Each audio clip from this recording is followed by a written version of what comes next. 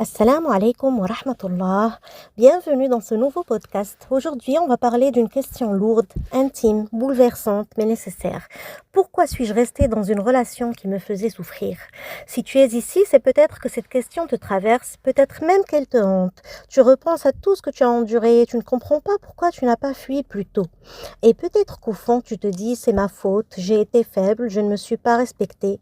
Mais laisse-moi te dire quelque chose de cœur à cœur. Tu n'es pas resté parce que tu étais faible, tu es resté parce que tu espérais, parce que tu aimais, parce que tu étais tout simplement humaine. Et tu as le droit d'avoir cru, tu as le droit d'avoir essayé. Mais des fois, l'amour devient une épreuve.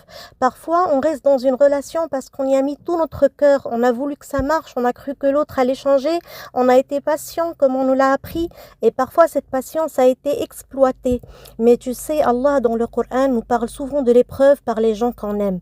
يقول تعالى واعلموا أنما أموالكم وأولادكم فتنة وأن الله عنده أجر عظيم.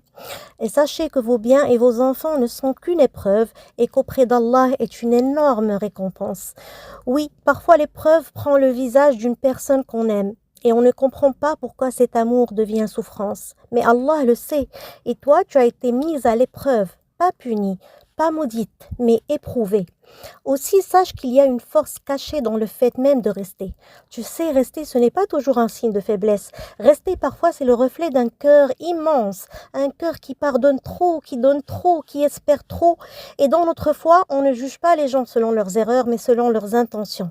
Le prophète Muhammad sallallahu alayhi wa sallam a dit « Innama al-a'malu bin-niyati wa innama likulli imri'in ma nawa » Les actions ne valent que par leurs intentions et chacun n'aura que ce qu'il a eu comme intention.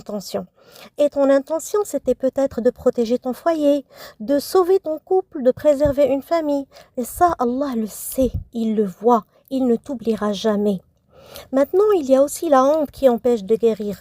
Beaucoup de femmes et d'hommes aussi portent cette honte silencieuse. Pourquoi j'ai supporté ça? Pourquoi j'ai accepté l'inacceptable? Mais le problème n'est pas que tu sois resté. Le vrai problème, c'est ce que tu t'es raconté après. Tu t'es dit que c'était ta faute, que tu méritais, que tu n'étais pas assez. Mais aucune créature d'Allah ne mérite d'être maltraitée.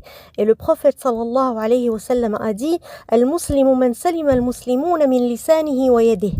Le musulman est celui dont les autres musulmans sont à l'abri de sa langue et de sa main. Celui ou celle qui t'a blessé n'était pas dans la voie d'Allah. Ce n'est pas toi qui as échoué, c'est l'autre qui n'a pas respecté les limites qu'Allah a fixées. Alors place maintenant à l'espoir et à la reconstruction. Aujourd'hui, tu regardes peut-être ton passé avec douleur, mais souviens-toi, ce passé ne te définit pas. Ce que tu vis maintenant, cette prise de conscience, cette douleur, cette fatigue, c'est en réalité le début de la guérison. Allah dit dans la sourate Al-Sharh, فَإِنَّ مَعَ الْعُسْرِ يُسْرًا إِنَّ مَعَ الْعُسْرِ يُسْرًا. Avec la difficulté vient certes la facilité. Pas après la difficulté, avec elle. Cela veut dire que dès maintenant, il y a un chemin de lumière en train de naître dans ton cœur. Et ce podcast, cette écoute, cette réflexion font partie de ta guérison. Alors aujourd'hui, je prie pour toi, je prie pour que tu sois douce avec toi-même, pour que tu comprennes que tu as fait de ton mieux et que maintenant tu as le droit de te reconstruire, de te pardonner, de respirer. Et surtout, tu as le droit d'être aimé, respecté, entouré de rahma. Car Allah t'aime et il ne veut pas l'injustice pour toi.